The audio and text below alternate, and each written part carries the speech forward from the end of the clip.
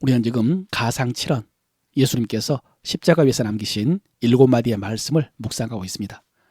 예수님은 아침 9시에 십자가에 달리셨습니다. 그리고 6시간 동안 십자가에 달려 계시다가 오후 3시에 숨을 거두셨는데요. 이는 십자가형으로는 이례적으로 빨리 숨을 거두신 것입니다.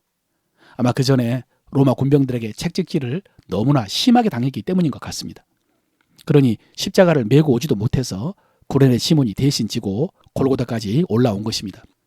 예수님께서는 십자가에 달려 계실 때 그 중간에 12시가 되셨을 때부터 참을 수 없는 고통을 느끼셨던 것 같습니다.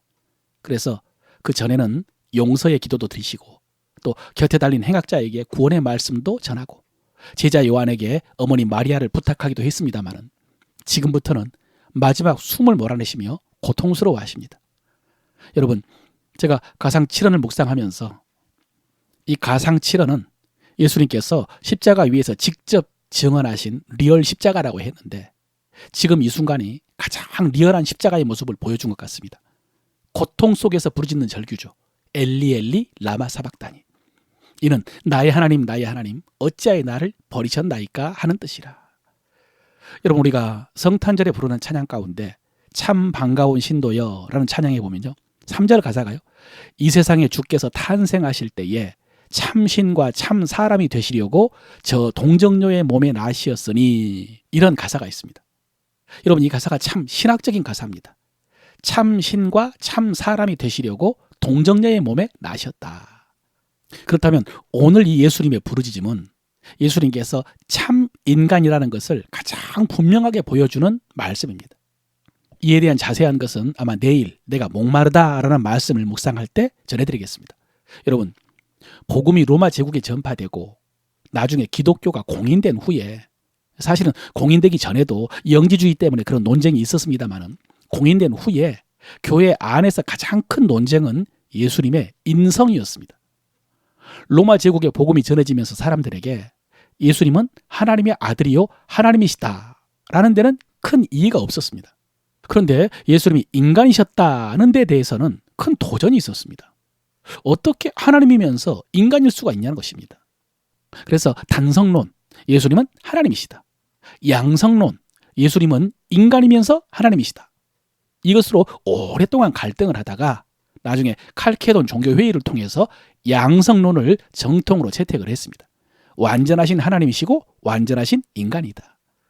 그런데 오늘날의 성도들은 이론적으로는 양성론을 받아들이면서도 심정적으로는 예수님이 인간이라는 사실을 잊을 때가 많은 것 같습니다. 제가 가끔 예수님께서는 십자가를 아무렇지도 않게 지신 것은 아니다라는 말씀을 드린 이유가 바로 이것입니다. 오늘 예수님이 십자가 위에서 외치신 말씀은 엘리 엘리 라마 사박다니, 나의 하나님 어찌하여 나를 버리셨나이까. 여러분, 이 말씀을 통해서 우리는 지금 예수님이 하나님께 버림받았다는 사실을 알 수가 있습니다. 그런데 이 고백은 버림받을 줄 몰랐는데 왜 버리셨느냐라고 원망하는 말이 아닙니다. 버림받지 않았는데 버림받은 것처럼 느꼈다는 것도 아닙니다. 버림받으셨습니다. 하나님께 버림받으셨습니다. 버림받은 고통이 너무 견디기 힘들어서 부르짖는 기도입니다. 여러분, 오늘 이 나의 하나님 어찌하여 나를 버리셨나이까, 이 고백은 시편 22편에 나오는 다윗의 고백입니다. 그러니까 메시아적인 성취의 말씀이죠. 그 시편 22편에서 다윗도 이 고백을 원망으로 하지 않았습니다. 기도하는 가운데 고통을 토로한 것입니다. 그런데 그 고통이 어떤 고통이냐면 침묵입니다. 침묵. 내가 부르짖어도 하나님이 듣지 않으신 것 같습니다. 응답이 없습니다. 그래서 버림받은 것 같이 느껴진 것입니다. 지금 주님도 하나님이 침묵하시는 것이죠. 외면이라고 하는 게 맞을 것 같습니다. 여러분, 그 전에는 그러지 않았습니다. 하나님 아버지께서 언제나 함께 하신다고 하셨죠.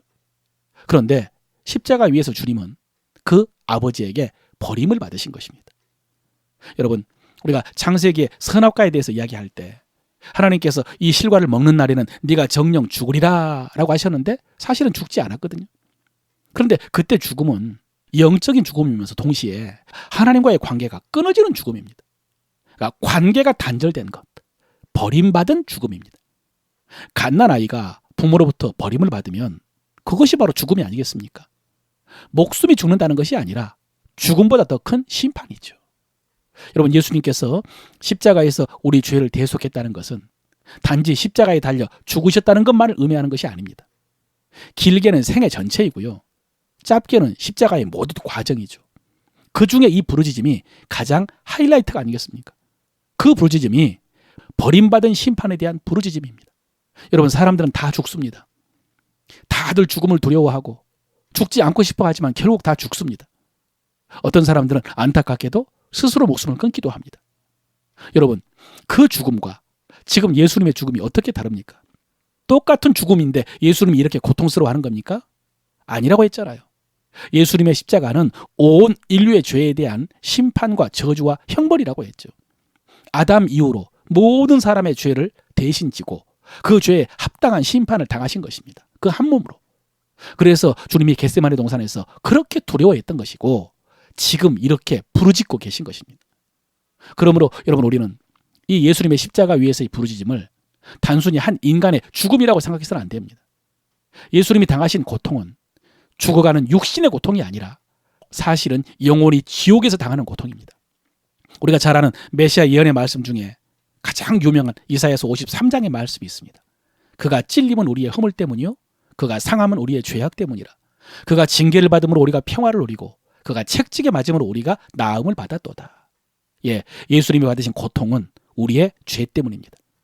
그 형벌은 우리가 받아야 될 형벌이었습니다. 그러니 앞으로 영화나 연극을 보면서 주님이 고난당하신 장면이 나오면은 내가 당해야 될 형벌인데, 내가 맞아야 될 채찍인데 이렇게 생각을 하십시오. 그런데 그렇게만 생각하고 끝낼 일이 아니라 그렇게 주님이 대신 받으셔서 우리가 어떻게 되었느냐, 거기까지 나가야 됩니다. 그가 징계를 받음으로 우리가 평화를 누리고 그가 채찍에 맞음으로 우리가 나음을 입었도다. 우리 죄가 사해지고 우리 영혼이 생명을 얻고 우리가 나음을 입은 것입니다. 그러므로 사랑하는 성도 여러분, 오늘 어찌하여 저를 버리셨나이까, 이 버림받은 주님의 절규를 들으면서 버려졌다가 찾음받은 나의 모습을 보시길 바랍니다. 하나님께서 아들을 버리시고 우리를 찾으셨음을 믿으시길 바랍니다. 그전에는 죽었지만 이제는 살아서 하나님이 우리와 함께 계시는 줄로 믿으시기를 바랍니다. 그 주님께서 우리에게 이렇게 말씀하십니다. 내가 결코 너희를 버리지 않고 결코 너희를 떠나지 아니하리라. 어떻게 해서 찾았는데, 어떻게 해서 얻었는데 내가 결코 너희를 잃어버리지 않을 것이다. 누가 우리를 그리스도의 사랑에서 끊으리요? 내가 확신하노니 사망이나 생명이나 능력이나 높음이나 다른 어떤 피조물이라도 우리를 우리 주 그리스도 예수 안에 있는 하나님의 사랑에서 끊을 수 없으리라. 오늘 주님의 절규 속에서 오히려 이 음성을 듣고 못 박히신 주님의 손 붙잡고 주님과 동행하는 여러분 되시기를 바랍니다. 오늘 말씀을 통해서 우리가 입술로 고백할 우리 믿음의 도리입니다. 예수님은 하나님의 아들이시면서 동시에 완전하신 인간입니다. 예수님은 하나님의 아들이시면서 동시에 완전하신 인간입니다. 예수님은 십자가에서 우리의 죄를 대신하여 하나님께 버림받고 죽으셨습니다. 예수님은 십자가에서 우리 죄를 대신하여 하나님께 버림받고 죽으셨습니다. 예수님의 십자가 대속으로 우리는 구원받고 평화를 누리고 나음을 입었습니다. 예수님의 십자가 대속으로 우리는 구원받고 평화를 누리고 나음을 입었습니다. 하나님께서는 십자가 대속으로 구원한 우리를 결코 버리지 않고 떠나지 않으십니다. 하나님께서는 십자가 대속으로 구원한 우리를 결코 버리지 않고 떠나지 않으십니다. 아멘.